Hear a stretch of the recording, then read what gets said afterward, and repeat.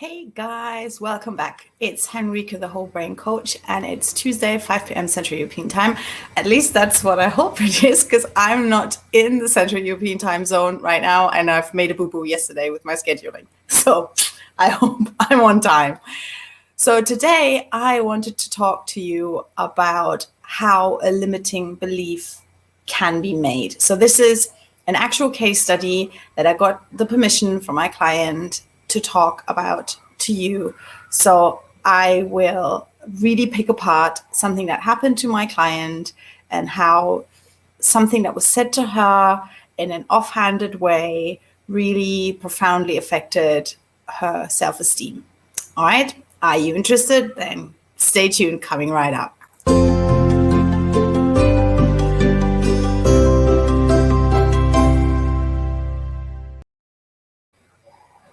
All right, I do also really hope that you can hear me because I don't have my usual microphone with me, so it's all in the headset.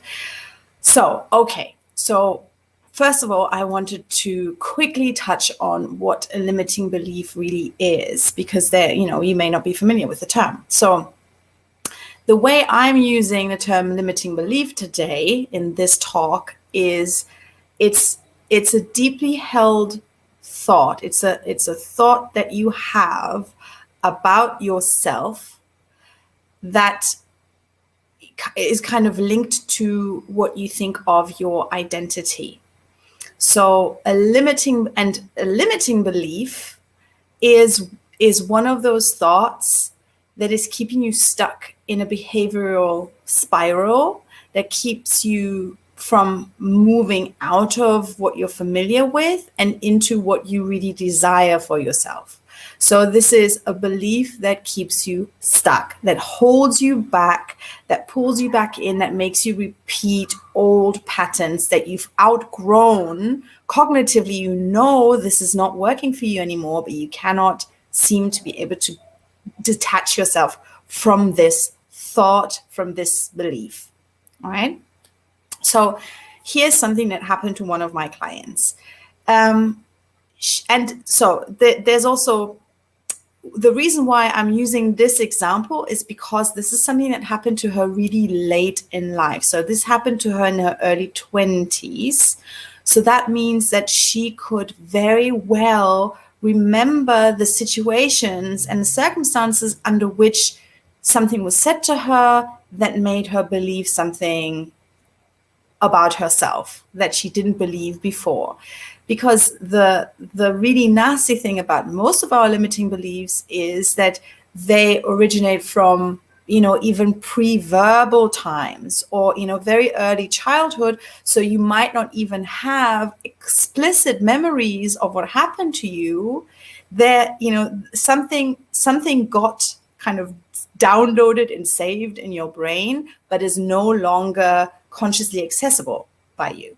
So, but I'm using this example because it highlights so well how certain offhanded remarks can really have a profound impact. So my client's struggles at this point in her life are that she is very resistant to opening up to new people. She would describe herself as very shy and, reserved, that she needs a long time to warm up to people and to let them in. So she's not readily opening up and being vulnerable with people that she doesn't know very well, which, in and of itself isn't a bad thing. But this continues into romantic relationships where she would like to open up, but she doesn't seem to be able to.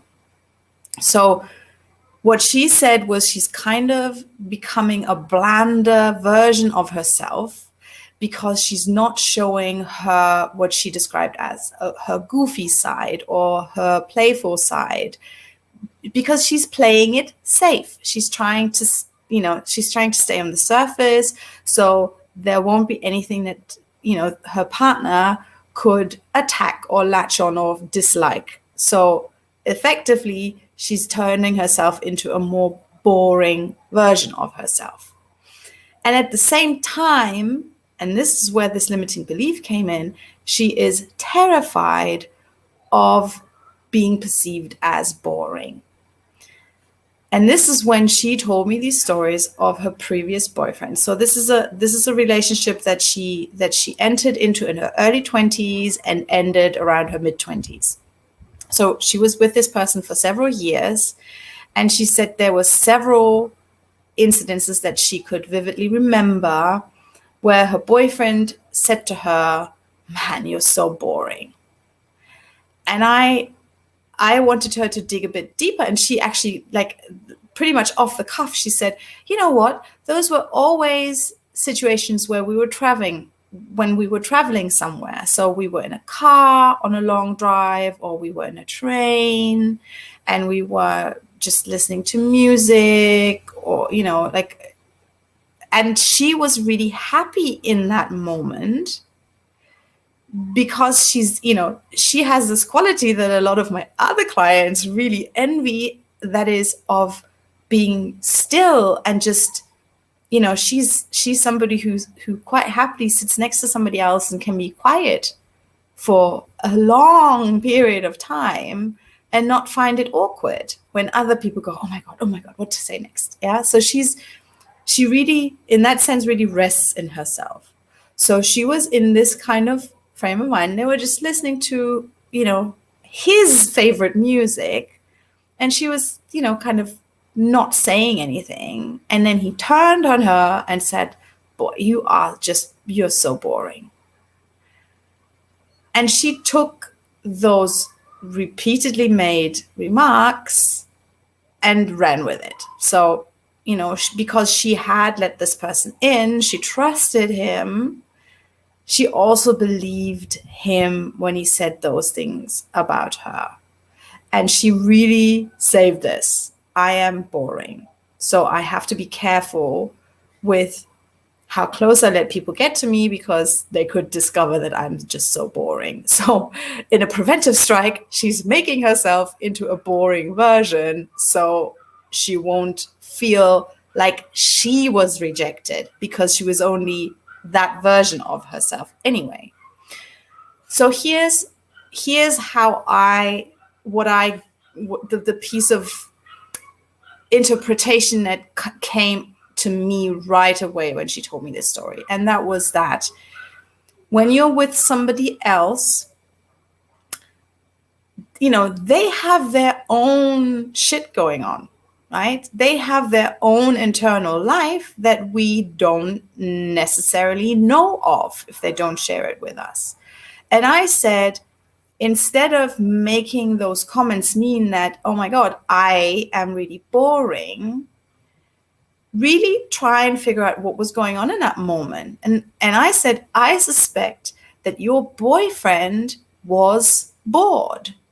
He was bored because you were on a long drive and nothing much was happening, and you weren't being, you know, a class clown entertainer in the passenger seat, but you were just happily quiet, enjoying the ride, listening to the music. He was bored, and because he was lacking in introspective qualities, he couldn't figure out why he was bored. He looked outside of himself, and what did he see? My client.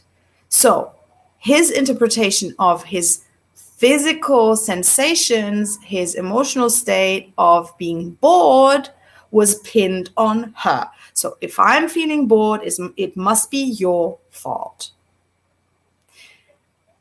And this happens so often.